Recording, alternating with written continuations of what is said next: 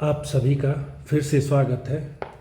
जैसे कि आप लोग जानते ही हैं, हम इन वीडियोस में उत्तराखंड सहायक अध्यापक परीक्षा LT के पिछले सालों में पूछे गए क्वेश्चन पेपर्स के क्वेश्चन को सॉल्व कर रहे हैं। अभी जो क्वेश्चन आपके सामने पर है, ये क्वेश्चन 2021 के LT एग्ज़ाम में पूछा गया था।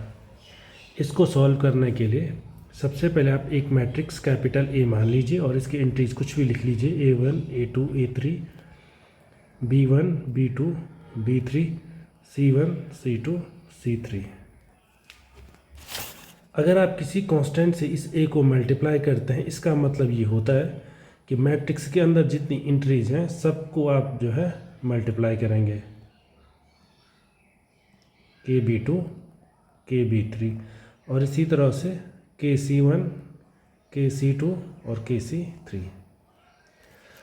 डिटर्मिनेंट और मैट्रिक्स में एक छोटा सा आप अंतर याद रखना, जब भी आप मल्टीप्लिकेशन से रिलेटेड है ये, जब भी आप किसी मैट्रिक्स को अगर मल्टीप्लाई करते हैं किसी स्केलर से, तो अंदर की सारी एंट्रीज से मल्टीप्लाई करना पड़ता है।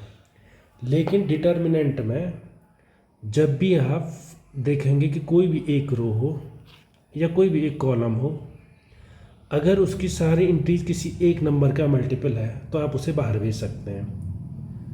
इसका मतलब K से मल्टीप्लाई करने पे केवल एक रो मल्टीप्लाई होती है या एक कॉलम मल्टीप्लाई होता है। तो जब आप इसका डिटर्मिनेंट निकालेंगे, डिटर्मिनेंट ऑफ KA, तो ये कितना हो जाएगा, पहली रो से K बाहर आ जाएगा, दूसरी रो से फिर एक बार K बाहर आ जाएगा, तीसरी रो से फिर एक बार K बाहर आ जाएगा और उसके बाद जो मैट्रिक्स बचेगा वो पुराना वाला मैट्रिक्स A हो जाएगा। या फिर ऐसा कहिए, पहले कॉलम से K बाहर आ जाएगा, दूसरे से भी K बाहर आएगा, तीसरे से भी K बाहर आएगा और उसके बाद फिर से हमारे पास पुराना ही मैट्रिक्स बच जाएगा। तो कुल मिला करके 3 बार आपको K बाहर आएगा तो K का क्यूब हो जाएगा और डिटर्मिनेंट ऑफ A। तो अब आप देखिए कि ये क्वेश्चन कौन सा है। ये इस क्वेश्चन का आंसर ये वाला है। ये क्वेश्चन का करेक्ट आंसर होगा। मैं इसे रेक्टेंगल में रख लेता हूँ, तो सही आंसर ये होगा।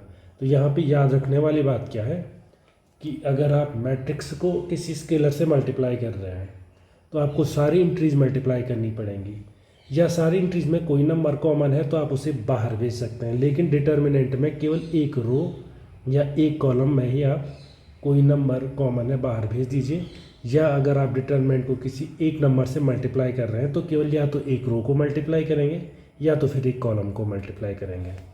Thank you.